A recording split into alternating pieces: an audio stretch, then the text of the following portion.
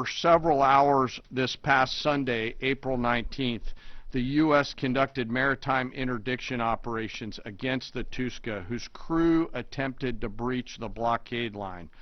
The Tuska is a large container ship, about 965 feet long, or about the same size as a United States Navy aircraft carrier, and over 100 feet wide.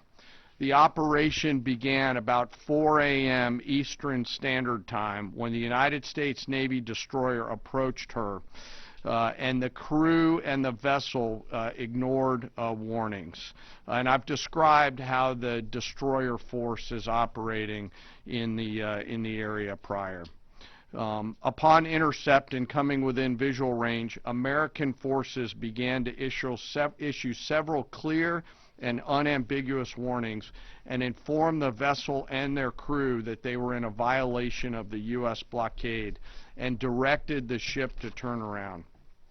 Over a 6-hour period, the vessel and her crew repeatedly ignored U.S. warnings. And then the U.S. Navy destroyer executed a series of pre-planned, carefully calibrated escalation options, including firing 5 warning shots. The vessel and her crew continued to ignore warnings. And after exhausting all other measures, CENTCOM authorized disabling fire against the Tuska. U.S. sailors warned the crew of the Tuska to abandon the engine room, and at approximately 9 a.m. Eastern Time, the destroyer disabled the Tuska's engine by firing 9 inert rounds from the destroyer's Mark 45 5-inch guns precisely into the engine room and engine space on board the Tuska. Not surprisingly, the vessel then reported issues with their engine, went dead in the water, and began to comply with U.S. directions and orders. At 4 p.m. Eastern Standard Time, CENTCOM ordered United States Marines to seize the ship. Via helicopters, U.S. Marines maneuvered quickly to the disabled ship, boarded her from fast ropes via helicopter infiltration methods, and took custody of the ship. The ship and her crew remain safe in U.S. custody today. Let me now turn to global operations in the Pacific, and I want to highlight that this is a major interagency effort between the United States military, the White House, the Department of Homeland Security, and the Department of Justice. On Monday, April 20th, U.S. Indo-PACOM forces, in support of a Department of Justice request, interdicted the motor tanker Tiffany, which was transporting sanctioned Iranian oil.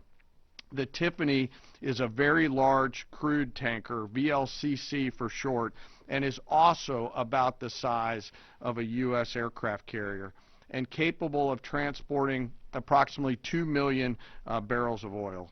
At approximately 11:30 p.m. Eastern Time, U.S. military forces and law enforcement forces also went to the ship via rotary wing platforms, fast-roped onto her deck, and secured her. After the ship was secured, a U.S. Navy control team embarked aboard the Tiffany, and assumed control of the ship at 4 a.m. Eastern Time on April 21st. A Navy control team is comprised of sailors led by a boarding officer that assumes control of a seized ship in order to secure the crew, the cargo, and the vessel. And disposition of that first vessel is still pending.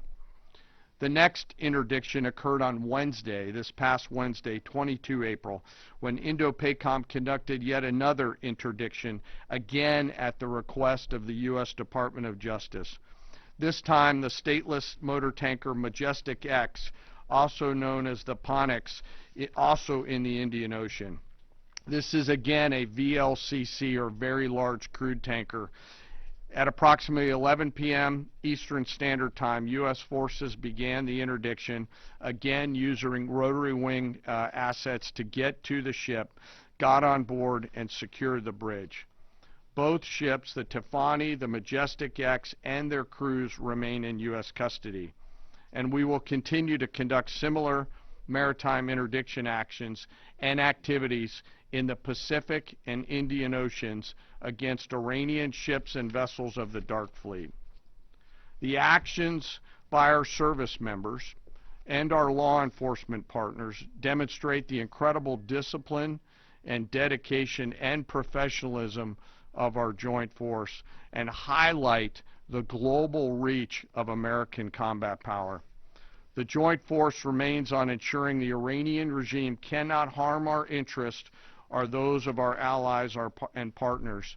And I'll highlight that Iran has repeatedly sought to offensively and proactively expand the conflict by aggression against its neighbors and its attacks on global shipping through the Strait. To date, Iran has attacked 5 merchant vessels, seized 2 of them that were attempting to transit the Strait, and these include ships that Iran itself had cleared to proceed. Now, as I always do, I want to honor members of the Joint Force. Today I want to highlight and proudly describe the essential role of our intelligence enterprise and the role that they play in conducting our military operations. The totality of their work is the culmination of days, months, and in many cases years of work by our uniformed and civilian intelligence professionals. We have been able to do the work that we are ordered to do because America's intelligence force, including our core collectors and analysts, have spent decades searching for every loose thread. From the determination of a particular intelligence requirement to that piece of intelligence being collected in the field by a military or interagency case officer to the rigorous analysis that goes into reporting on that finding, those team members spend their careers answering the incredibly important questions that we must attempt to answer before, during, and after operations. They live in the enemy's mind. Normally located behind the green door or behind the vault door in dark, windowless rooms across the world, 24 hours a day, 7 days a week, 365 days a year, are world-class intel members from DIA, our service intelligence components, NSA, NGA, CIA, NRO, and in the case of the operations that I've just described, the Office of Naval Intelligence, all work tirelessly to sift through the mountains of collected information using tools, tactics, techniques, and procedures that I'm not going to discuss today. The sun never sets on these world-class professionals, and their goal is every minute of every day to be on the account. And they know the enemy. They know their combat capability, their weapons, their industrial and economic systems, and they know their leaders' pattern of life, where they go, what they think, and what they do. Thanks to their work, we know Iran, and it is an incredible work that they do.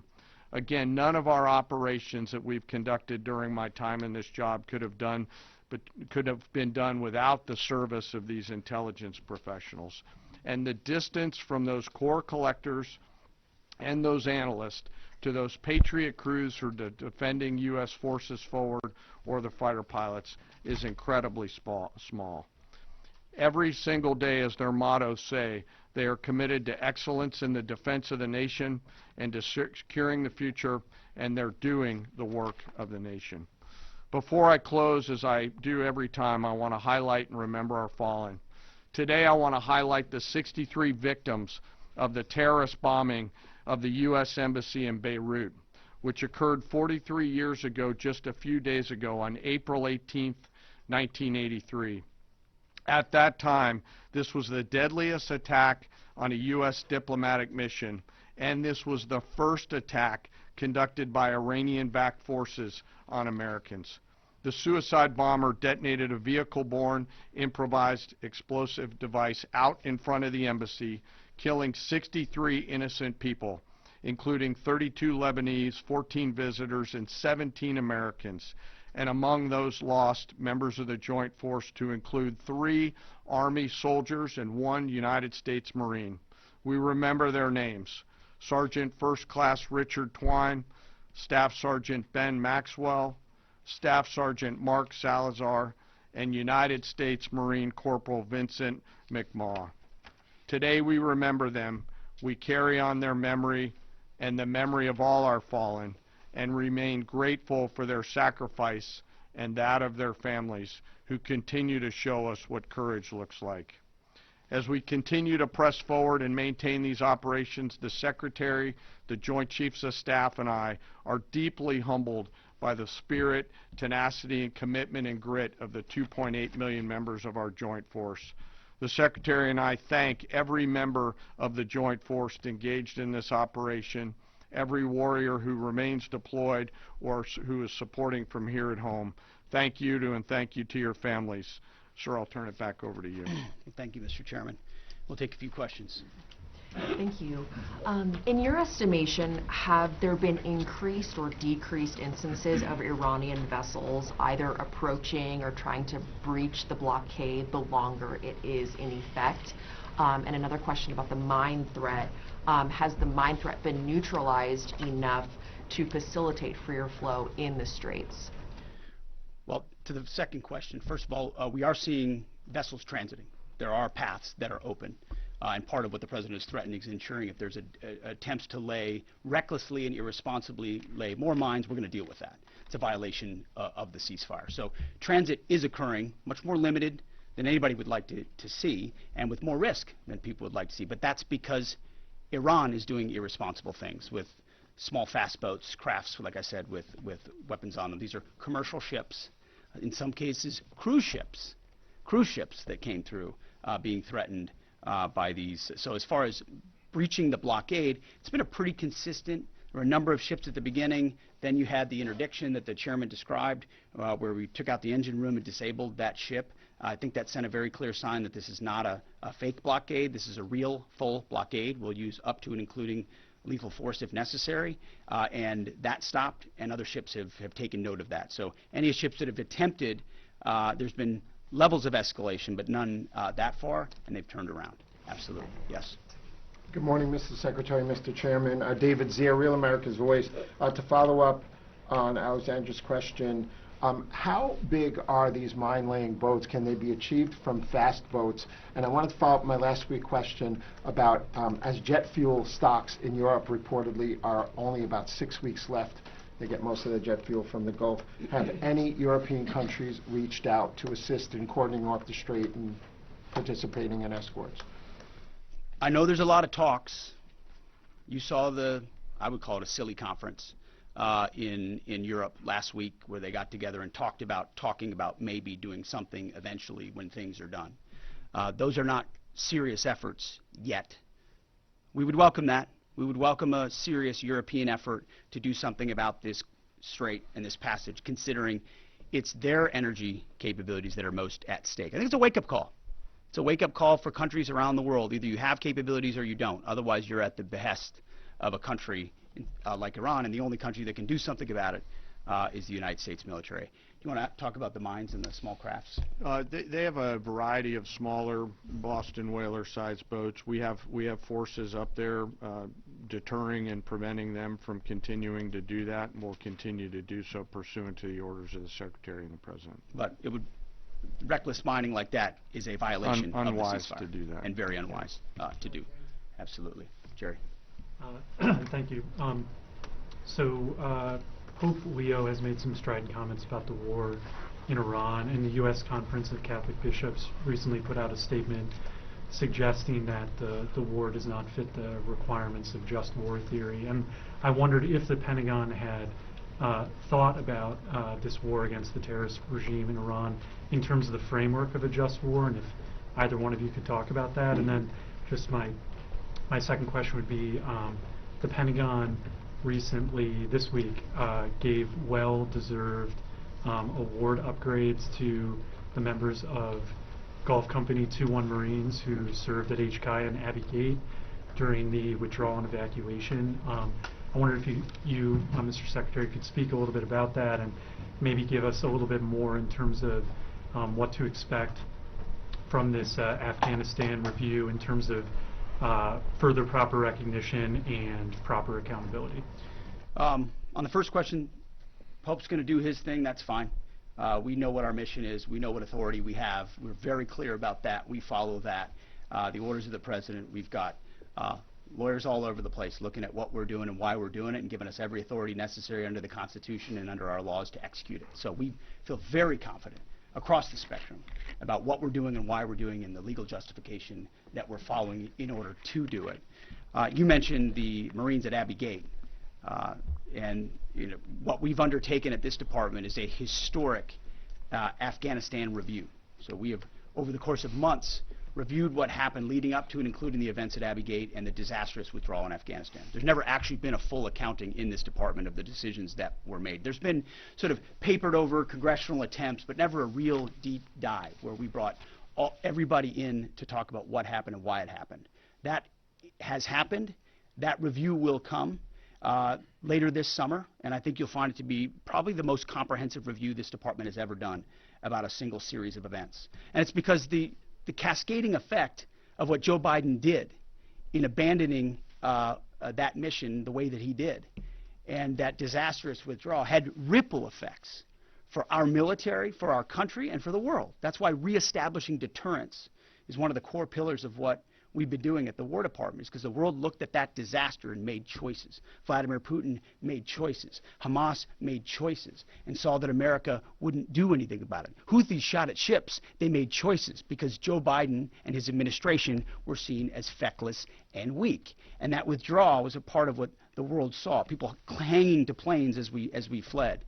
That deserves a full accounting, which is exactly what we're doing. Sean Parnell, our chief spokesman, one of my senior advisors, has been leading that effort, getting to the bottom of it. And one of the revelations was that those Marines at Abbey Gate who showed courage, who were out there exposed, knew there was a threat, nebulous mission, the only gate that's open, did not receive the kind of proper recognition they should have for their heroism. So one of the early results of this Afghan review is to ensure they get the due recognition and award they deserve for the heroism and courage they showed at that gate. Despite the bad decisions of this building and that administration, those Marines acted heroically, and we're going to recognize them for that. Jerry, thank you. Yeah, right here. Thank you. Michael Casey with O'Keefe Media Group. Earlier this week, James O'Keefe published a story on Department of Army Nuclear Chief Andrew Hugg, who revealed top-secret national security information to a stranger he met on a dating app.